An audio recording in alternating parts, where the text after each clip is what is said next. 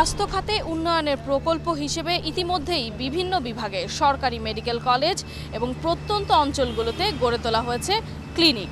আর এসব প্রতিষ্ঠানে সঠিক এবং মানসম্পন্ন চিকিৎসা প্রদান সরকারেরই দায়িত্ব। আর সেই লক্ষ্যেই সামনের দিনগুলোতে যত্রতত্র মেডিকেল কলেজ প্রতিষ্ঠার ক্ষেত্রে মেডিকেল কলেজের শিক্ষার মানের উপর জোর দেয়া হবে বলে জানিয়েছেন প্রধানমন্ত্রী শেখ হাসিনা। প্রধানমন্ত্রীর এমন বক্তব্য নিয়েই আমাদের কথার আজকের আয়োজন। সাধারণ মানুষের মতামত নিয়ে মেট্রোসিম সিমেন্ট আমাদের কথার আজকের আয়োজনে সবাইকে আমন্ত্রণ জানাচ্ছি। আমি সাদিয়া ন্যান্সি।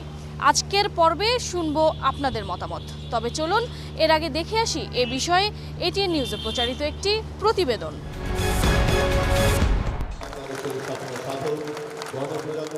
মঙ্গলবার সকালে বঙ্গবন্ধু আন্তর্জাতিক সম্মেলন কেন্দ্রে প্রধানমন্ত্রী শেখ হাসিনা এসেছিলেন দেশে প্রথমবারের মতো পালন করা জাতীয় স্বাস্থ্য সেবা সপ্তাহ উদ্বোধন করতে। মেডিকেল ওয়েস্ট ম্যানেজমেন্ট প্রকল্প হাতে নেওয়া হয়েছে।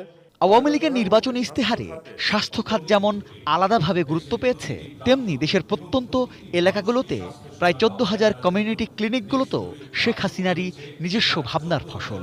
শুধু স্বাস্থ্য সেবা পৌঁছে দেওয়া না, স্বাস্থ্য সেবা নিশ্চিত করবার মতন আমাদের উপযুক্ত জনগোষ্ঠী তৈরি করা, অর্থাৎ ডাক্তার, নার্স এবং সেবায় যারা নিয়োজিত তাদের দিকে আমরা বিশেষভাবে দৃষ্টি দিই। প্রধানমন্ত্রী বললেন, দেশের সব বিভাগে একটি করে মেডিকেল বিশ্ববিদ্যালয় করার পরিকল্পনা রয়েছে তার।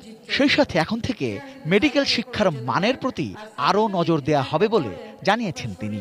মেডিকেল কলেজ তৈরির ক্ষেত্রেও আমরা অবশ্যই বিবেচনা করতে হবে যে আমাদের কত ছাত্র, কত শিক্ষক, শিক্ষার মানটা কতটুকু হবে সেটা বিবেচনা করেই করা হবে।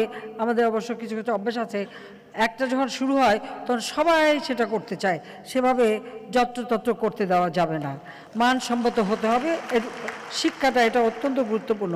বাংলাদেশে ছেলেদের তুলনায় মেয়েরা বেশি দিন বাঁচে। সাম্প্রতিককালের এমন এক পরিসংখ্যান নিয়ে বেশ মজাও করলেন তিনি। সবাইকে পরামর্শ দিয়েছেন আরও বেশি স্বাস্থ্য সচেতন হতে। আমাদের গৃহীত পদক্ষেপের ফলে আজকে আমাদের দেশের মানুষ যাদের গড় আয়ু, আমি যখন দ্বিতীয়বার সরকারে আসি তখনও দেখেছি মাত্র 66 বছর, আজকে তা 72 বছরে উন্নীত হয়েছে। তবে এখানে একটা বিষয় আমি জানি না এটা কেন, আমি যখন একটা হিসাব নিলাম দেখলাম ছেলেদের গড় আয়ু একটু কম, মেয়েদের একটু বেশি। মেয়েরা আবার একটু বেশি বাঁচে, বোধহয় মেয়েরা বেশি কষ্ট সহিষ্ণু, সেই জন্য বোধহয় বেশি বাঁচে। এই জন্য আমি ছেলেদের বলবো যে আপনারা আপনাদের নিজেদের সম্পর্কে সচেতন হন এবং নিজেরা একটু ভালো থাকার চেষ্টা করেন। একই অনুষ্ঠানে জাতীয় পুষ্টি সপ্তাহ উদ্বোধন এবং উপজেলা স্বাস্থ্য কমপ্লেক্সের জন্য অ্যাম্বুলেন্স ও স্বাস্থ্য কর্মকর্তাদের জন্য গাড়ি বিতরণ করেছেন প্রধানমন্ত্রী। Rezwan Foyez, ATN News, Dhaka. দর্শক, এতক্ষণ দেখছিলেন প্রতিবেদনটি। চলুন এবার দেখে আসি আজকের বিষয় নিয়ে সাধারণ মানুষ কি ভাবছেন। বিভিন্ন হাসপাতালেই দেখা যায় যে আপনার নর্মাল ডিগ্রি বা এমনও আছে যে কিনা ডিগ্রিতেও অনেক ডাক্তারি করতেছে। এটা তো জাস্টিফাইড করতে হবে সরকারের আগে, যে একজন ডাক্তার সে টোটালি তার প্রত্যেকটা সার্টিফিকেট বা তার ডিগ্রিটা সঠিক কিনা, এটা করলেই আমার মনে হয় যে প্রত্যেকটা হাসপাতালে, মেডিকেল হাসপাতাল যেগুলো আছে সবগুলোতে আমাদের চিকিৎসা ব্যবস্থাটা একটু হলেও উন্নত হয়, আর রোগীদের যে ভোগান্তি, এই ভোগান্তিটাও একটু হলেও কমে।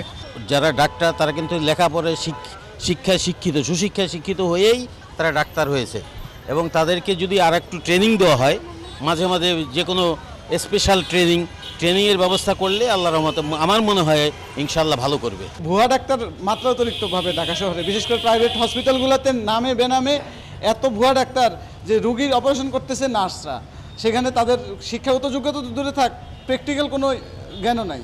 এরকম MBBS নাম দিয়ে তারা রোগীদের সিজার করতেছে, রোগীদের ওই হার্টের মতো অপারেশন করতেছে। যোগ্যতা আছে অবশ্যই, তারা যে সমস্ত মেডিকেল কলেজ থেকে পাশ করছে যোগ্যতা নিয়েই তারা পাশ করতেছে, এবং আসলে কি প্র্যাকটিসের দিকে তারা মনোনিবেশ করতেছে বেশি, তো প্র্যাকটিসের দিকে তারা ধাবিত হচ্ছে বেশি, আর বাইরে প্র্যাকটিসের জন্যে।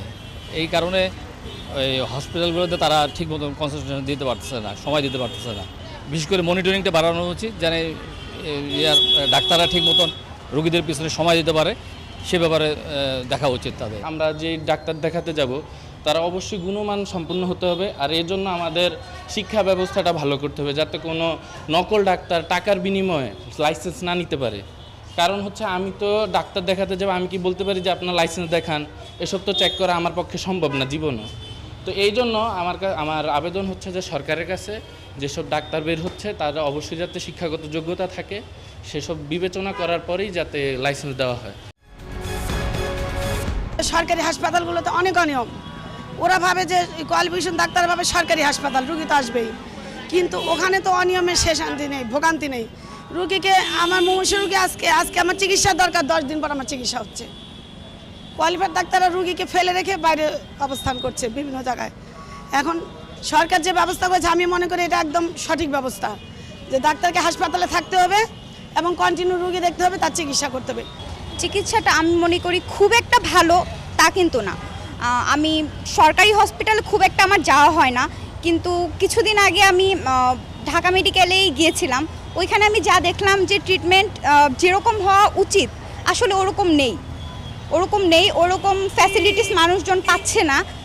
মানুষকে আরও ভালো ফ্যাসিলিটিস প্রোভাইড করা উচিত। বেসরকারি হাসপাতালে অল টাইম ডাক্তার থাকে, আর প্রধানমন্ত্রী যে উদ্যোগটা নেওয়ার পর এখন সরকারি যত হাসপাতাল আছে সব হাসপাতালে এখন ডাক্তার থাকে এবং রুগীর ভালো সেবা দান করে। অনেক মানুষ আসলে ইমোশনালি অনেক কিছু করে, যেমন ধরেন একটা পেশেন্ট ভর্তি হলো, কিন্তু আসলে ডাক্তারের যেই সেবাটা ডাক্তার ঠিকই দিচ্ছে, কিন্তু আসলে কিছু অ্যাক্সিডেন্টলি কিছু হয়।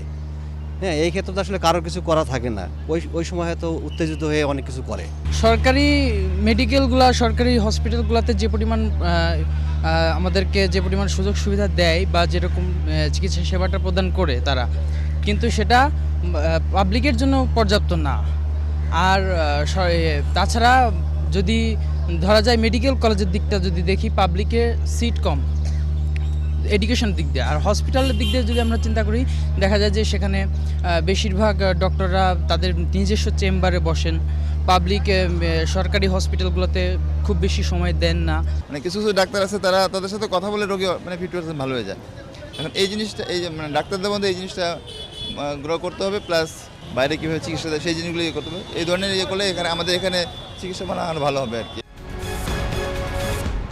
যে কোনো শিক্ষা প্রতিষ্ঠানের শিক্ষার মান নিশ্চিত করা সরকারের একার দায়িত্ব নয়, দরকার সাধারণ মানুষ এবং সংশ্লিষ্টদের দায়িত্ববোধ এবং সচেতনতা, যা গড়ে তোলার সময় এখনই। দর্শক, মেট্রোসিম সিমেন্ট আমাদের কথার আজকের আয়োজন এ পর্যন্তই। দেখা হবে আগামী পর্বে, শুনবো আপনাদের মতামত, তবে ভিন্ন কোনো বিষয়ে। সে পর্যন্ত আপনাদের সবার কাছ থেকে বিদায় নিচ্ছি আমি সাদিয়া ন্যান্সি। সবাই ভালো থাকুন, সুস্থ থাকুন, চোখ রাখুন এটিএন নিউজে।